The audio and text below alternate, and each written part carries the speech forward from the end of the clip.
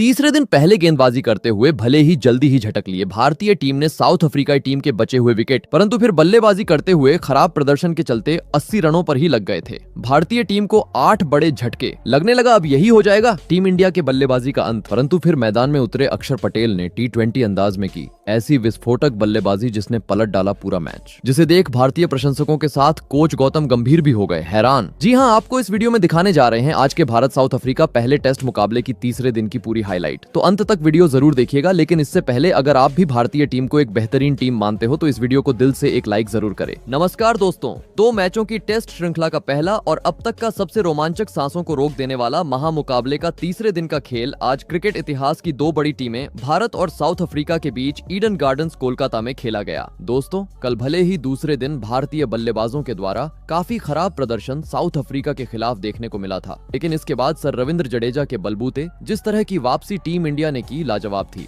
जी हां, क्योंकि रविंद्र जडेजा की जादुई गेंदबाजी के चलते 93 रनों पर ही भारतीय टीम ने 7 बड़े विकेट अब तक दूसरी पारी में अपने नाम कर लिए थे। ऐसे में दोस्तों मुकाबले में खुद को जिंदा रखना था, तो आज बचे हुए साउथ अफ्रीकाई बल्लेबाजों को अपना बेहतरीन खेल दिखाना जरूरी था। तो वहीं दूसरी और टीम इंडिया को मुकाबले पर पकड़ अपनी और मजबूत करनी थी, तो जल्द से जल्द साउथ अफ्रीकाई टीम को झटके देने आवश्यक थे। लेकिन देखा जाए तो तीसरे दिन की शुरुआत साउथ अफ्रीकाई टीम के हित में साबित हुई। जी हां, दूसरे दिन नाबाद पवेलियन लौटे साउथ अफ्रीकाई कप्तान टेम्बा बवुमा और कॉर्बिन बॉश आज एक बार फिर भारतीय गेंदबाजों का सामना करने मैदान में उतरे और आते ही दिन के तीसरे ओवर में स्ट्राइक पर मौजूद कॉर्बिन बॉश ने अपना हाथ खोला और गेंदबाजी पर मौजूद रविंद्र जडेजा के खिलाफ नीचे बैठकर गेंद को घसीटते हुए अपने पारी का पहला चौका जड़ दिया और साथ ही साउथ अफ्रीकाई टीम को भी 100 रन के पार पहुंचा दिया। दोस्तों, आज तीसरे दिन की शुरुआत से टीम इंडिया के उप कप्तान ऋषभ पंत ने गेंदबाजी आक्रमण पर एक छोर से रविंद्र जडेजा तो दूसरी छोर से अक्षर पटेल को लगाया था, लेकिन अब करीबन आधे घंटे का खेल बीत चुका था, लेकिन यह दोनों ही बल्लेबाज रनों पर अंकुश लगाने का छोड़ कुछ खास कमाल नहीं कर पा रहे थे।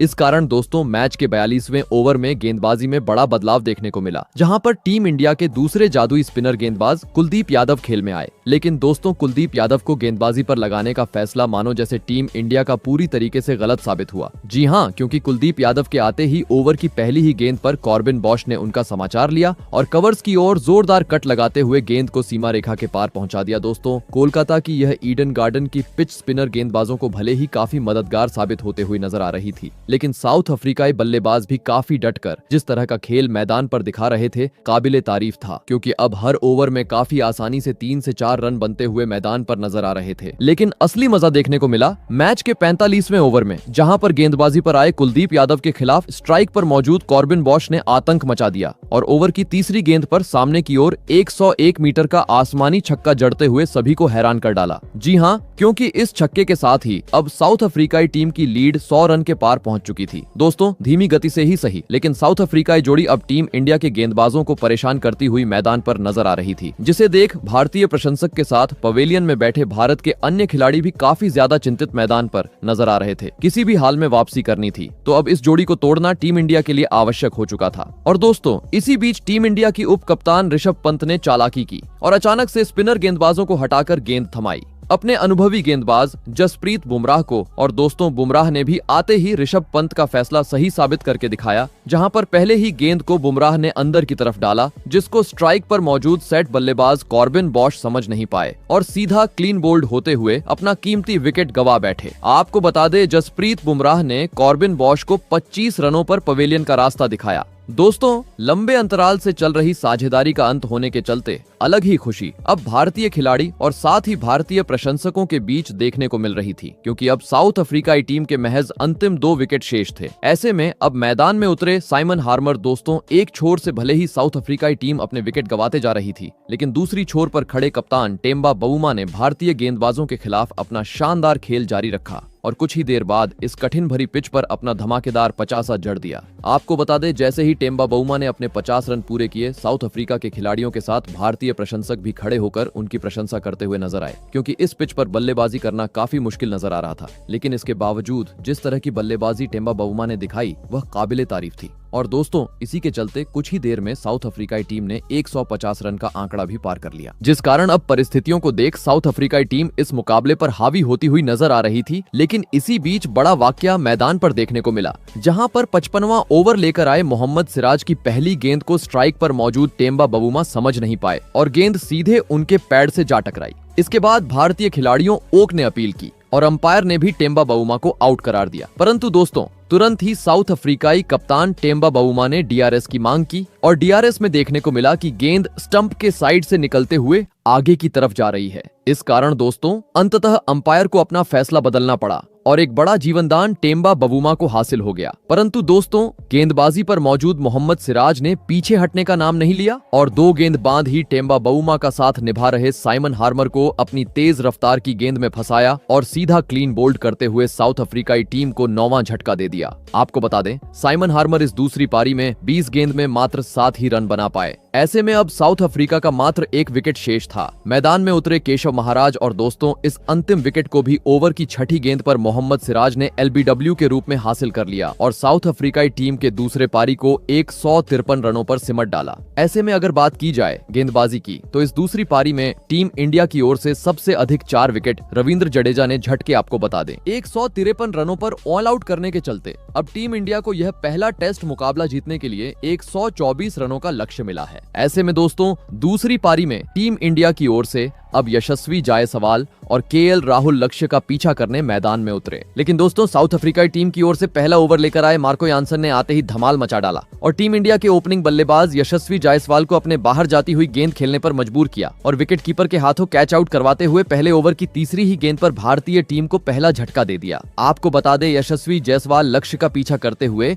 आज अपना खाता भी नहीं खोल सके। दोस्तों पहले ही ओवर में बड़ा झटका लग जाने के चलते जहां एक तरफ भारतीय प्रशंसक निराश थे तो वहीं दूसरी ओर साउथ अफ्रीका एक खेमे में खुशी की लहर दौड़ चुकी थी। ऐसे में पहला विकेट गिर जाने के बाद अब 3 नंबर पर बल्लेबाजी करने मैदान में उतरे वॉशिंगटन सुंदर। परंतु दोस्तों पिछले विकेट से भारतीय टीम उभरे उसे पहले ही एक बार फिर मार्को यानसन ने अपने गेंदबाजी का जादू बिखेर दिया और टीम इंडिया के दूसरे ओपनिंग बल्लेबाज केएल राहुल को अपने पटकी हुई गेंद में फंसाया और विकेट कीपर के हाथों कैच आउट करवाते हुए पहले 3 ओवर के भीतर ही भारतीय टीम को दूसरा झटका दे दिया। आपको बता दें केएल राहुल इस महत्वपूर्ण मुकाबले में मात्र 1 ही रन बना पाए। दोस्तों मार्को यानसन की तूफानी गेंदबाजी के सामने अब टीम इंडिया के दोनों ही ओपनिंग बल्लेबाज निराश करते हुए पवेलियन का रास्ता नाप चुके थे, जिसे देख कोच गौतम गंभीर के चेहरे पर भी टेंशन साफ तरीके से नजर आ रही थी। तो वहीं भारतीय प्रशंसकों ने भी अब अपने सर पकड़ लिए थे। ऐसे में दोस्तों दोनों ही ओपनिंग बल्लेबाज पवेलियन लौट जाने के बाद अब टीम इंडिया को संवारने मैदान में उतरे ध्रुव जुरैल, जिसने आते ही अपने बेहतरीन बल्लेबाजी का नमूना पेश किया और अपने पारी की दूसरी ही गेंद को पीछे की ओर धकेलते हुए शानदार तरीके से चौका जड़ दिया और इसके कुछ देर बाद तीसरे दिन के लंच काल का समय भी हो गया। आपको बता दें लंच काल होने तक भारतीय टीम में 2 विकेट के नुकसान पर 10 रन स्कोर बोर्ड पर लगा दिए थे। ऐसे में दोस्तों लंच खत्म होने के बाद नाबाद पवेलियन लौटे। ध्रुव जुरैल और वॉशिंगटन सुंदर एक बार फिर साउथ अफ्रीकाई गेंदबाजों का सामना करने मैदान में उतरे। दोस्तों लंच के बाद का सेशन टीम इंडिया के लिए काफी अहम होने वाला था, क्योंकि 10 रन के भीतर ही 2 बड़े बल्लेबाजों को गंवाने के चलते दबाव पूरी तरीके से भारत पर था। ऐसे में साउथ अफ्रीकाई टीम ने दिए हुए लक्ष्य को हासिल करना था, तो अब बचे हुए भारतीय बल्लेबाजों को अपना बेहतरीन खेल दिखाना जरूरी था। और दोस्तों ऐसे ही कुछ झलकियां ध्रुव जुरैल और वॉशिंगटन सुंदर के बल्ले से देखने को भी मिली, जिन्होंने लंच काल के बाद टीम इंडिया के बल्लेबाजी को संवारा और सूझबूझ के साथ बल्लेबाजी करते हुए एक बार फिर भारतीय टीम के स्कोर बोर्ड को आगे बढ़ना शुरू कर दिया। परंतु दोस्तों इसी बीच मैच के 9वें ओवर में काफी अफरा तफरी मैदान पर देखने को मिली, जहां पर साउथ अफ्रीकाई टीम की ओर से गेंदबाजी पर आए कॉर्बिन बॉश की तीसरी गेंद पर स्ट्राइक पर मौजूद ध्रुव जुरैल ने कवर की ओर शॉट खेलने का प्रयास किया, लेकिन दोस्तों गेंद उनके बल्ले से नहीं लगी और सीधे विकेट कीपर के पास चली गई, जिसके बाद साउथ अफ्रीकाई खिलाड़ियों ने अपील की और अंपायर ने भी ध्रुव जुरैल को आउट करार दिया। परंतु दोस्तों तभी ध्रुव जुरैल ने डीआरएस की मांग की और डीआरएस में साफ तरीके से देखने को मिला कि बल्ले और गेंद का दूर दूर तक कोई संबंध नहीं है और इसी के चलते अंततः अंपायर को अपना डिसीजन बदलना पड़ा और एक बड़ा जीवन दान ध्रुव जुरैल को प्राप्त हुआ। और दोस्तों इसी जीवन दान का फायदा अगले 2 गेंद पर ध्रुव जुरैल ने काफी बेहतरीन तरीके से उठाया और लगातार 2 गेंद को सीमा रेखा के पार पहुंचा डाला। वहीं अगले ओवर में उनके साथ ही बल्लेबाज वॉशिंगटन सुंदर ने भी गेंद को पीछे की ओर खेलते हुए अपने मैदान में होने का सबूत पेश किया। दोस्तों लंच के बाद अब ध्रुव जुरैल और वॉशिंगटन सुंदर के बीच एक बेहतरीन साझेदारी पनपती हुई मैदान पर नजर आ रही थी, जिस कारण भारत के नारे भी गूंजते हुए अब मैदान पर सुनाई दे रहे थे, क्योंकि अब टीम इंडिया को जीत के लिए 100 से कम रनों की आवश्यकता थी। परंतु दोस्तों, इसके बाद अचानक से अगले 2-3 ओवर पूरी तरीके से मैडन रहे। इस कारण भारतीय बल्लेबाज दबाव महसूस करने लगे और इसी दबाव में मैच के 15वें ओवर में अंततः ध्रुव जुरैल अपना धैर्य खो बैठे और गेंदबाजी करने आए। साइमन हार्मर के खिलाफ बड़ा शॉट खेलने के चक्कर में बाउंड्री पर कैच आउट होते हुए अपना कीमती विकेट गंवा बैठे।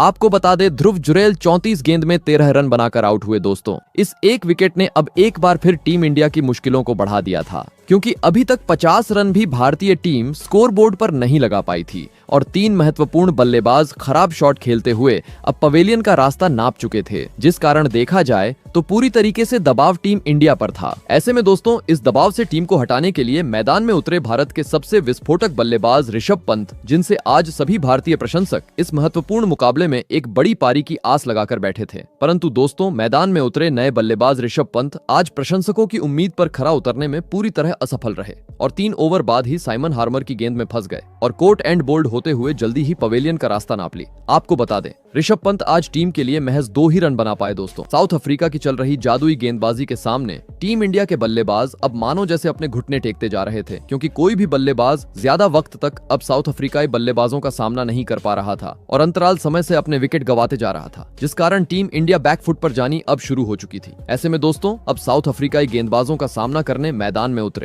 सर रविंद्र जडेजा, जिन्होंने गिरने का दबाव अपने आप पर बिल्कुल भी आने नहीं दिया और अगले ही ओवर में गेंदबाजी पर आए तेज गेंदबाज मार्को यानसन के खिलाफ पीछे की ओर शानदार प्रहार करते हुए अपने पारी का पहला चौका जड़ दिया। वहीं इसके बाद वॉशिंगटन सुंदर भी रविंद्र जडेजा का काफी शानदार साथ निभाते हुए मैदान पर नजर आए। इस कारण दोस्तों, कुछ देर बाद टीम इंडिया ने 50 रन का आंकड़ा भी पार कर लिया। बता दूं, जैसे ही टीम इंडिया ने 50 रन स्कोर बोर्ड पर लगाए, सभी भारतीय प्रशंसक तालियां बजाते हुए नजर आए। लगने लगा ये दोनों ही बल्लेबाज अब टीम को आगे ले जाएंगे। परंतु दोस्तों, मानो जैसे आज टीम इंडिया के बल्लेबाजों को नजर सी लग गई थी। जी हां, क्योंकि 2 ओवर बाद एक बार फिर बड़े झटके का सामना भारतीय टीम को करना पड़ा, जहां पर एक बार फिर गेंदबाजी पर आए साइमन हार्मर ने अपना जादू बिखेर दिया और रविंद्र जडेजा को LBW आउट करते हुए भारतीय टीम को और एक बड़ा झटका दे दिया। आपको बता दें सर, रविंद्र जडेजा इस संकट की घड़ी में टीम के लिए 26 गेंद मात्र 18 ही रन बना पाए। दोस्तों, हर एक विकेट अब टीम इंडिया को इस मुकाबले में हार की तरफ ले जा रहा था, क्योंकि देखते ही देखते अब 5 महत्वपूर्ण बल्लेबाज पवेलियन का रास्ता नाप चुके थे। पूरी तरीके से साउथ अफ्रीकाई टीम ने अपने गेंदबाजी के दम पर मुकाबले को जकड़ के रखा था। ऐसे में दोस्तों, आधा बल्लेबाजी क्रम पवेलियन लौट जाने के बाद मैदान में उतरे ऑलराउंडर खिलाड़ी अक्षर पटेल।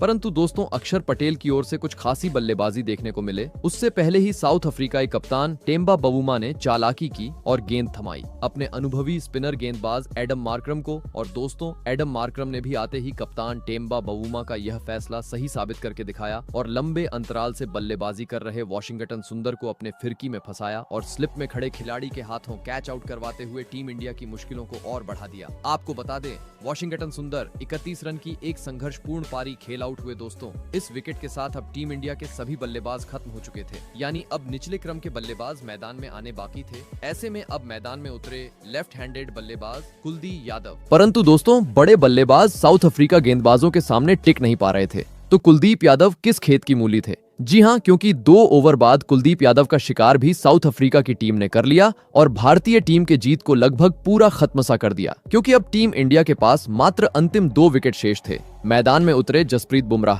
टीम इंडिया को अगर यहां से जीत हासिल करनी थी तो पूरी जिम्मेदारी ऑलराउंडर खिलाड़ी अक्षर पटेल के कंधों पर आ चुकी थी। और दोस्तों, देखा जाए तो मैच के 35वें ओवर में अक्षर पटेल इस जिम्मेदारी को बखूबी तरीके से निभाते हुए भी नजर आए, जहां पर साउथ अफ्रीकाई टीम की ओर से केशव महाराज गेंदबाजी पर आए थे और स्ट्राइक पर मौजूद थे। अक्षर पटेल, जिन्होंने आते ही केशव महाराज का समाचार लिया और पहले एक शानदार चौका जड़ा, तो वहीं इसके बाद अगली गेंद पर नीचे बैठकर स्वीप शॉट जड़ते हुए एक आसमानी छक्का अपने नाम कर लिया। बता दूं, अक्षर पटेल यही नहीं रुके, बल्कि उन्होंने चौथी गेंद पर भी सामने की ओर चमचमाता हुआ छक्का जड़ा, जिसने पूरे भारतीय प्रशंसकों को झूमने का मौका दिया। लगने लगा अक्षर पटेल अब टीम इंडिया को इस रोमांचक मुकाबले में जरूर जीत दिलाएंगे।